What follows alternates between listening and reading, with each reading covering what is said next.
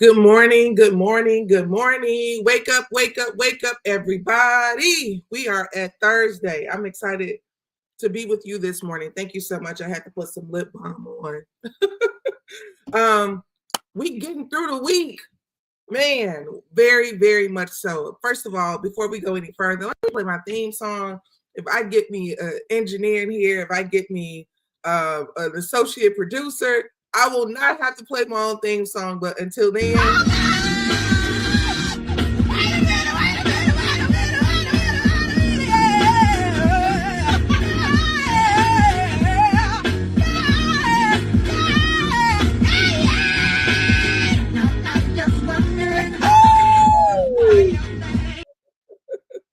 you guys know we do this every single morning. What's up to my girl Linda? Happy Thursday, Linda. Good to see you. I know you in Cali, I believe, if I'm not mistaken. I hope everybody is doing well this morning. First of all, I won't be before you too long. Before we go any further, let me just say a quick prayer. Heavenly Father, thank you so much for waking us up. Thank you for allowing us to see this day. You know the challenges that we have before us. We just ask that you be our power source. We appreciate you. We love you. We look to you for all things.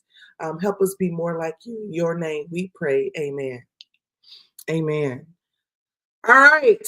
You know it gets crazy in this country every single day. But, I don't know if you all know this about me, but I am a LeBron James fan. So I want to show you this dunk that LeBron James did really quickly before we go on because, there's times where you just have to slam dunk somebody, okay? And LeBron James did that recently, and I just want to share that with you because he's one of my favorite athletes.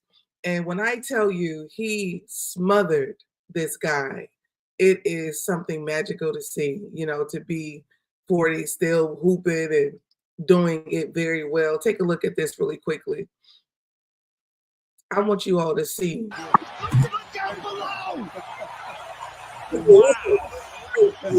Mark, what happened there? The ball streamed in and he's open. He's just trying to the ball streamed in there. Look out below! Wow! Mark. To say that, wow. I'm not sure if you all like sports, but I used to play basketball when I was in high school and a couple years in college. So I as they used to say back in my day, yeah. So all that to say that I felt like that was really good this morning. And also too, when you see things like that, it's just a reminder that, some people are having fun for a living, Don't forget that. All right, I saw this story. I wanted to share this story because I think you remember this story last year. The white guy, his name is Andrew Lester, older man, 86 years old. I don't know if you remember this, but this was a really compelling story where a young teenage boy went to go pick up his sister, and instead of getting his sister, he got shot in the head. He was shot in the head by an older man who believed that, obviously this teen was coming to get him in some kind of way. Let me read this to you really quickly. All right, so what's happening is Andrew Lester, 86, he pleaded guilty to the felony assault in the second degree for shooting the teenager Ralph Yarl in 2023. Now, it has been reported that Lester has passed away as he was waiting to be sentenced in the case. According to ABC News, Clay County prosecuting attorney Zachary Thompson announced that the news Wednesday and said, "We have learned of the passing of Andrew Lester and extend our sincere condolences to his family during this difficult time. While the legal proceedings have now concluded, we acknowledge that Mr. Lester did take responsibility for his actions by pleading guilty in this case. Our thoughts remain with both families affected by this tragic incident as they continue their healing process." As previously reported, Lester was scheduled to go on trial for the shooting after the team mistakenly knocked on his door back in 2023. However, Lester entered a guilty plea Friday and was scheduled to be sentenced during a case hearing on March 7th. I mean, I think one of the somebody said, bring the casket to court. Somebody else said, no, wake his ass up. Someone else said that I'm happy that Ralph is still alive. And that is true. We are very happy that Ralph is still alive. This is one of the craziest cases. Someone knocks on your door, and instead of like having the common sense to see exactly what's going on, or if you are afraid, instead of just not answering the door, the fact that you would come to the door shooting or being far away from the door shooting, it's absolutely absurd. So something made me think, because this case, you know, I think about also the Emmett Till case. He was a young boy. Trayvon Martin. You know, our young boys and young girls are subjected to, all of us are subjected to so much hate, subjected to so much discourse and misfortune, almost as if it's like a normalcy for us.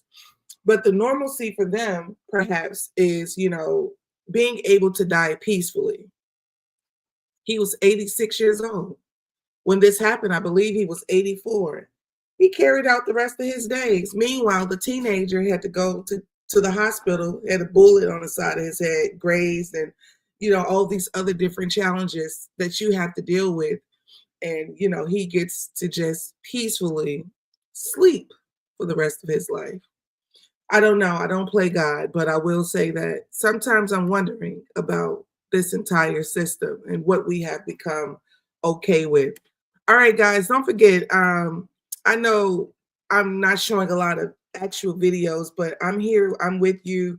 I need for you to drop the chat. Let me know that you're in the building. Just let me know that you're in the building. Say in the building or something like that, because I need y'all to talk back to me. My girl Vicky Diller used to say, "Talk black to me, y'all." But yeah, I need to know that you all are here. One thing I would like to say is, do not forget that this is brought to you by FlyNubianMoney.com. Fly Nubian Money is the place where you go to grow. This is the place you go to get your money up. You should be texting Queens to 87948. Also, if you want to keep up with Madam President, you should be texting Madam, MADAM to 87948. All right. All right, I got another story, which is crazy. I want you to see this story right here, where you have, do you know Tia and Tamara? Most people know the twins, Tia and Tamara, and her husband. Well, this is Tamara's husband. He's caught online talking about different things as it relates to food stamps. So his name is Adam Housley. He says, as a kid who grew up in neighborhood grocery stores since I was 5, I can't tell you how many times I saw people come in and buy crap food for their kids with food stamps, then open the wallet and use cash for liquor, beer, wine, and cigarettes.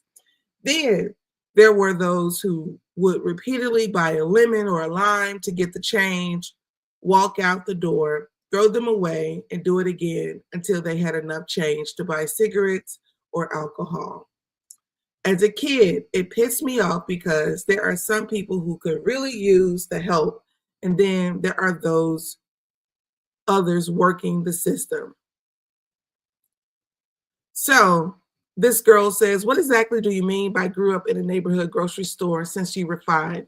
And he says, my parents used every dime they had to open a small neighborhood grocery store. My brother and I basically lived in the back room, and as a family, we worked our butts off. I got baseball cards as pay for picking up cigarette butts in the planters, worked those stores until I left for TV. Brother still runs both of them.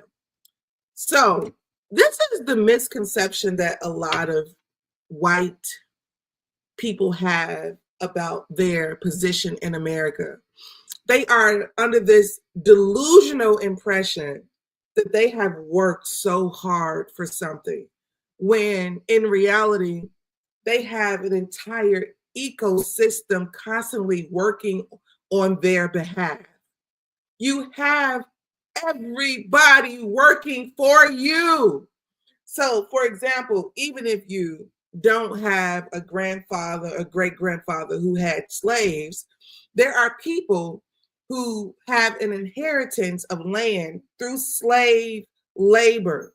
Then you also have a system like, not just white privilege, but an entire judicial system, an ecosystem, an economic system that is consistently giving white people this extreme privilege.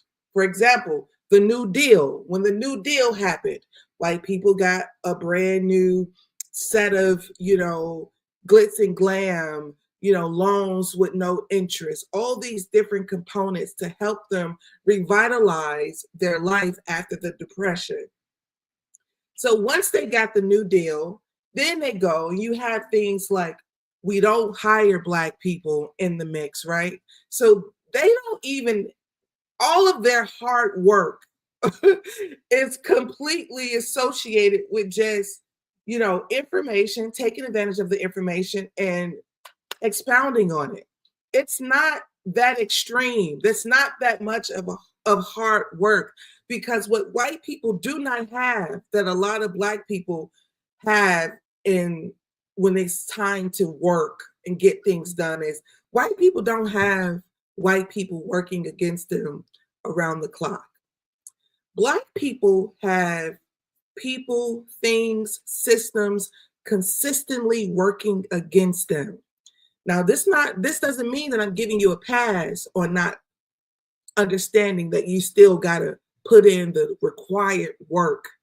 But nobody understands that in this country, we have so many things constantly working on the other side against what we're trying to do. So, for example, you a Black person, white person with a store. People don't go around burning down your store because you're a white-owned establishment. Well, Black-owned businesses had to endure that. And then when those businesses were burned down, they never got support behind it. So let's just talk about food stamps, okay? Food stamps. The white man is talking about his white counterparts, his white friends. Nobody is on food stamps more than white people. You don't believe me? I'll bring it up. I'll show you.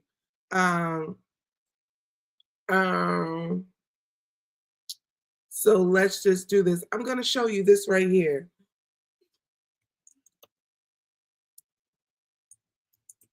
By race, who received the most SNAP benefits? Because this is what he's talking about, SNAP benefits.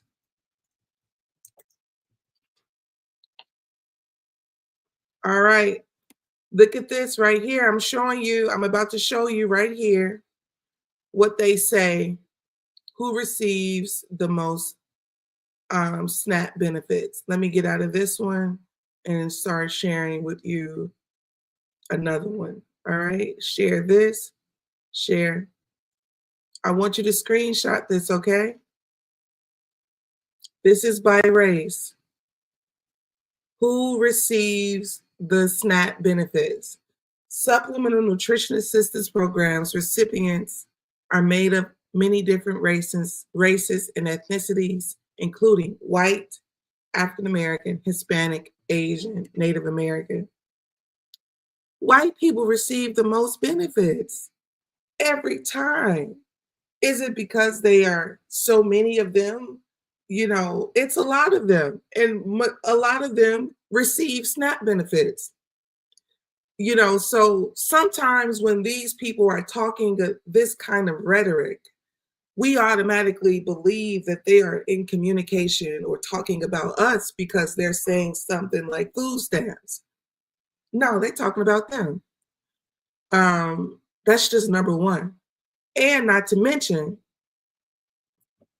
let me drop the link right here in the chat for you, because my sister Tamara, she says, Madam Prez, can you make the screen bigger so we can screenshot it or drop a link? Let me make it bigger. I think I can make it bigger. Just stand by 1 second. I'll make the screen bigger so you can see that these people have the tendency, the view on StreamYard, to have the tendency to, how about now? Can you see it now? If it's bigger, let me know. All that to say that, you know, don't get offended every time they go online and start talking about these welfare benefits, and, you know, don't find it necessary to automatically insert Black people into this space. He's talking about his folks, his people. And can I just be honest and share that, you know, the stigma behind food stamps and stuff like that, he's talking about a store complaining about what people did with the money. Shut your ass up. They came into your store and kept the doors open. What you want to sit back now and act like you was just in such, you know, upset behind it. You weren't upset, and your mama and your daddy weren't upset either. Because the one thing about this system is it goes round and round. So in reality, you know, no matter what they were doing with their SNAP benefits, it was a benefit to you and your family. So stop pretending like you care so much. Don't get me riled up this morning, y'all. As you can see, I'm trying to keep it cool. I'm trying to keep it so cool. I'm going to go ahead and move on to the next story. Don't forget this story. This is brought to you by flynubianmoney.com. Text Queens to 87948. I have to have my morning tea or coffee. I have tea or coffee every morning. So also too, I'm working on quite a few things for you all. Those of you who are tuned in with me and constantly working with me, I know that we want elevation. I know that we want to be on the other side of complete wholeness and wellness, because that's what I want for myself.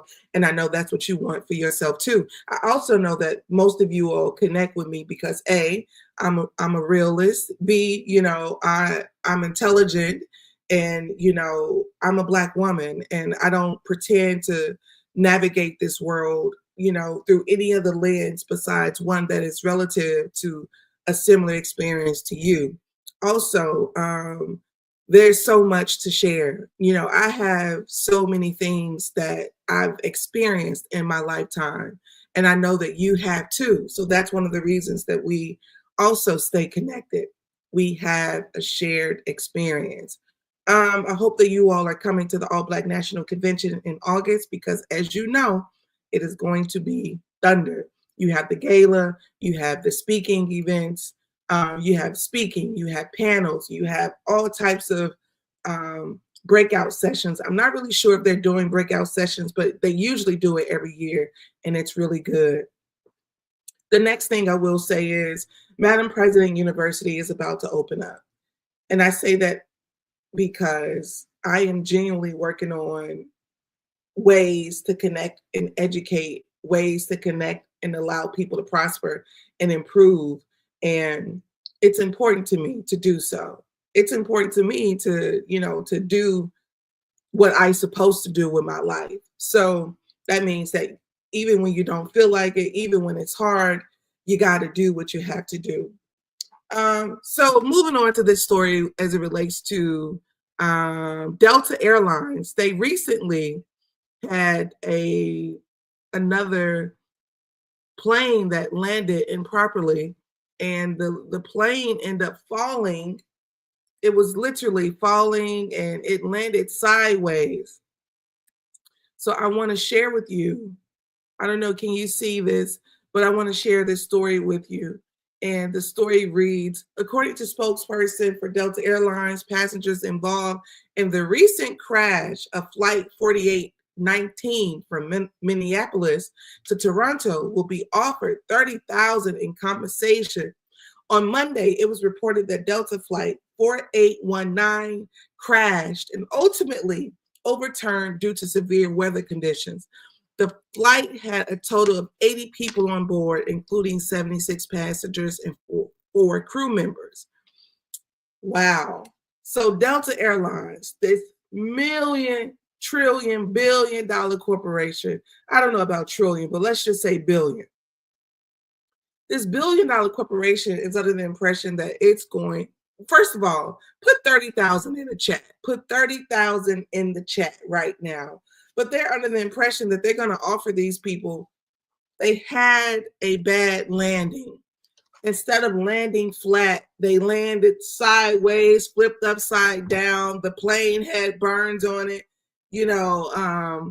from fire. So everyone made it out. But the request is, will you take the $30,000? Will you take the $30,000? That's the question. Now, here's my answer. Do I need 30K right now? Or do I want to go through the process? Because here's how a lot of legal things work. Some people do not want to be tied up into the legality when it comes to these kinds of cases. They can take years. So all that to say, those who have, the financial means and the patience, they can probably get $300K per person if they really just tried. And then, of course, some elders may be on the plane. Now, this is me pretending to be an attorney for about 2 minutes. But some older people could, 100% say that, this was like a near-death experience for me.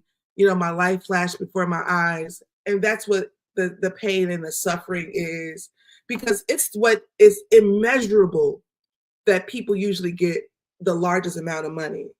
So we know that everyone lived. No one is dead. So your family won't be getting anything behind that. But now there has to be a legal team that talks about what happened in these seconds where this plane did not, function properly, and what that did to the minds of the people.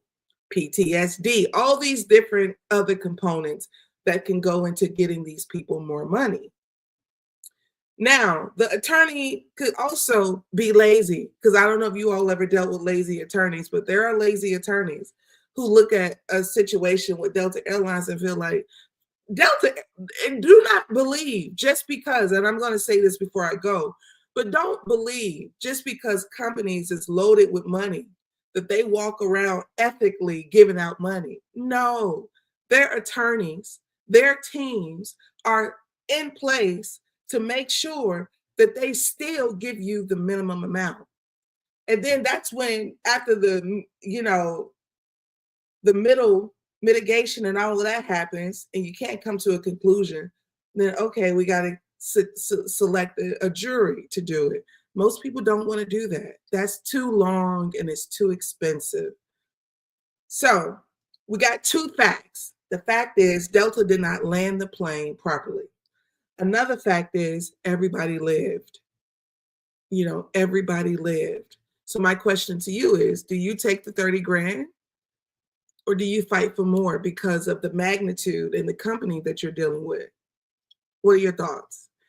Put it in the chat. Say, I'm taking the money, I'm running. Say, I'm going to get 300K. Say, I'm getting my 3 million. It's over. Say, Delta Airlines now belongs to me. Like, what is your thought?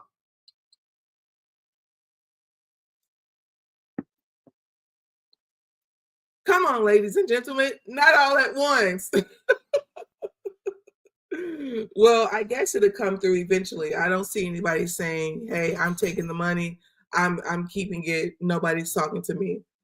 Okay, Tamara says I'm playing the long game for sure. I'm with you on that. Long game for sure. Fight for my life, worth more than 30K. Exactly. You on there trying to figure out if you're gonna ever see your family again, So I'm with you. Yeah. Yes. Wait it out. RPF says, wait it out. Okay, I'm with you on that too. So it looks like all of my folks for the Madam Prezident Morning Show, we waiting it out. We need to figure out what's up. We ain't going for the 30K.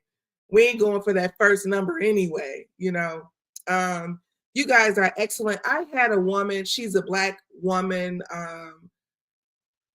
She owns a beauty supply store. She was going to be on today, but something came up. So what we're going to do is we're going to get her on. I don't know if she's going to be able to come on tomorrow, but we'll get her on between tomorrow and next week, because I'm proud and very happy that this Black woman owned, you know, beauty supply owner is, you know, talking about this industry, giving us insight, and we want to show her love and support. So I hope to have her on. Her name is Janice.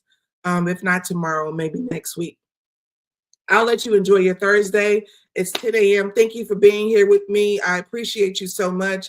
Go in peace. Enjoy your day. And I will see you tomorrow at 9:30 a.m. Eastern. Do not forget, tell somebody about the Madam Prezident Morning Show. I don't know what people do every morning, but they should be with us, hanging out, talking, and elevating as much as possible. That's just number one. Tell somebody about the show. Another thing is, if you want to support Madam President, there are many ways to do it. Number one, I have a book, Matters of the Heart. It is on Amazon. Matters of the Heart, Who I Post to Be. It's a compilation of short stories, poems, as well as Facebook posts that I've written over the years. I am a brand owner of the Freedom Company. Check out the Freedom Company. This is my own personal brand. Everything came from my mind, my heart. Feel free to check me out there anytime. And per usual, I appreciate you. I look forward to seeing you all tomorrow. Thank you for being here with me. Have a good day. Bye-bye. I'm out.